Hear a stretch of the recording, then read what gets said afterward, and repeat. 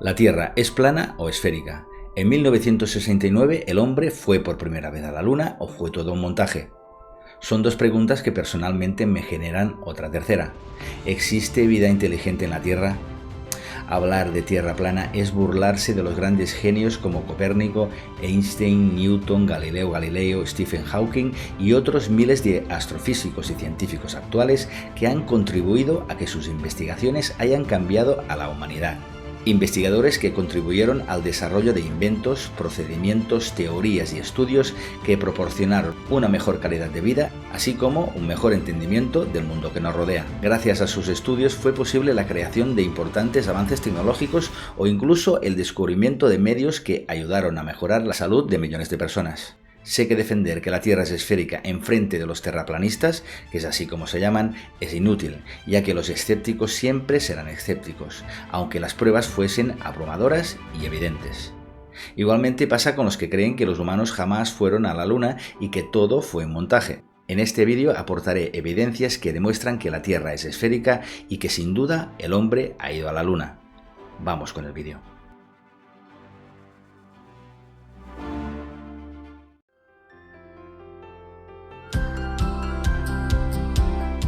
Si tomas unos binoculares, te sientas a la orilla del mar y observas un velero alejándose en el horizonte, notarás que primero dejas de ver el casco de la embarcación, pero aún puedes ver el mástil y la vela, hasta que por fin lo pierdes de vista.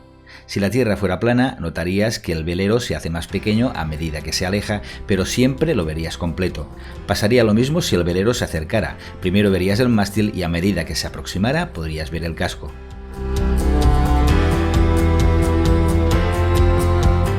Imagina que estás en una gran planicie que tiene un árbol en la mitad. Si la Tierra fuera plana y miras a lo lejos, verías lo mismo si estás parado en el suelo o si te subes a la copa del árbol, pero como la Tierra es redonda, si trepas el árbol podrás ver cosas que no lograbas ver desde el suelo. Cuanto más subas, más podrás ver en el horizonte. Esto se debe a que partes de la Tierra que estaban ocultas debido a su curvatura, ahora se revelan porque tu posición ha cambiado. Durante un eclipse lunar, la Tierra pasa entre la Luna y el Sol, lo cual hace que la Tierra proyecte su sombra sobre la Luna. Notarás que la sombra que produce es redonda. Incluso si la Tierra fuera plana pero con forma de disco, tampoco produciría este tipo de sombra. La única forma que puede producir una sombra curva sin importar desde qué dirección se le ponga la luz es una esfera. Cuando tomas un largo vuelo puedes notar dos fenómenos interesantes. En un vuelo transatlántico se puede ver, la mayoría de las veces, la curvatura de la Tierra. El Concorde, por ejemplo, ofrecía una de las mejores vistas de esta curvatura.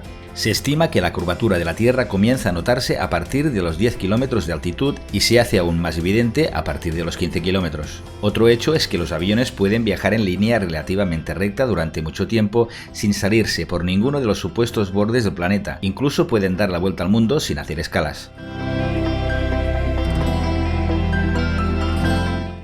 En una Tierra plana y sin rotación, el agua debería caer en el sumidero directamente hacia el centro, en todas partes por igual, pero no es así. Cuando vacías un lavabo se forma un remolino por el efecto Coriolis, que solo se puede explicar por el movimiento de rotación de la Tierra. Los terraplanistas podrían decir que una Tierra plana también podría rotar sobre su eje y que eso podría generar un remolino como el que vemos. El problema es que los remolinos de las piscinas giran en dirección contraria en uno y otro hemisferio, también las borrascas y los anticiclones. Para eso, en una Tierra plana necesitamos dos polos de rotación contrarios que afectarían a la mitad de la Tierra cada uno. Existen más evidencias demostrables de que la Tierra es esférica. Sabemos que nunca convenceremos a un terraplanista, porque el que es negacionista lo es siempre.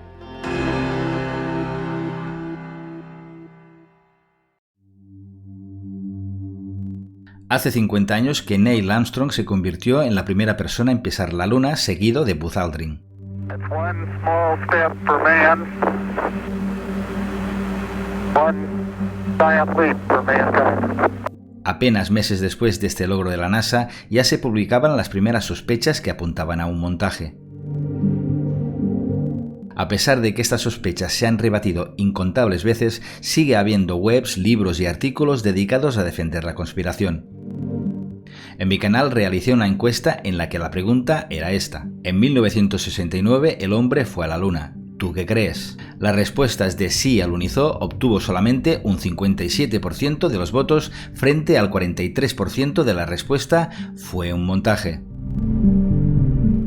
Algunos de los argumentos conspiranoicos que se basan para decir que no hemos llegado a la Luna son, por ejemplo, que en las fotos no salen estrellas, que hay demasiada radiación en los cinturones de Van Allen como para que los astronautas sobrevivan al trayecto, que no se levantó polvo durante el alunizaje y que tampoco causó un cráter, que las sombras deberían ser totalmente negras ya que el Sol es la única fuente de iluminación, por qué la bandera parece ondear si en la Luna no hay viento, etcétera, etcétera, etcétera. Todas y cada una de ellas han sido rebatidas con argumentos de peso y en comentarios os dejaré todos los enlaces para que lo podáis consultar, ya que si no, tratar todas las teorías desembocaría en un vídeo demasiado largo y no es mi intención. Para defender el hecho de que el hombre sí fue a la Luna, hay dos pruebas irrefutables que personalmente creo que están por encima de todas. La carrera espacial fue una pugna entre Estados Unidos y la Unión Soviética por la conquista del espacio que duró aproximadamente de 1955 a 1975. Al ser una competición por la conquista del espacio, si la llegada del hombre a la Luna hubiese sido un montaje de la NASA, la Unión Soviética lo habría sabido, y no solo eso, sino que lo habría denunciado en todos los foros internacionales disponibles. Al fin y al cabo, la carrera por ir a la Luna era uno de los objetivos propagandísticos principales de la Guerra Fría.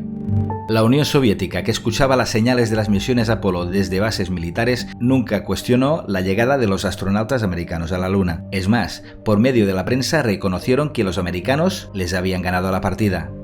¿Alguien duda que si hubiese sido un fraude no lo hubiesen destapado y de esta manera dejar en evidencia ante todo el mundo a su gran enemigo? El segundo argumento irrefutable es el siguiente. De los aproximadamente 400.000 ingenieros, técnicos y científicos que trabajaron en las misiones Apolo, nadie ha denunciado nunca que fuera un montaje. ¿Fueron todos ellos engañados? ¿En estos 53 años no hubiese sido esperable alguna filtración? Si lo comparamos con la conspiración del Watergate, hubo 69 personas implicadas, 48 de las cuales acabaron en la cárcel. La trama arrancó en enero de 1972 y en 1974 Nixon dimitió. ¿Cómo es posible que nos hayan engañado con la llegada a la Luna durante 50 años y que una trama urdida por el círculo cercano al presidente de Estados Unidos se desmoronara en cuestión de meses? La Tierra es esférica, y sí, el hombre fue a la Luna y volverá dentro de muy poco. Estas dos teorías conspiratorias me han hecho preguntar si había vida inteligente en la Tierra, pero a partir de ahora me preguntaré si existe vida inteligente fuera de la Tierra, que ese sí es un tema que considero muy interesante y que a partir de ahora trataré en este canal. ¿Me acompañas?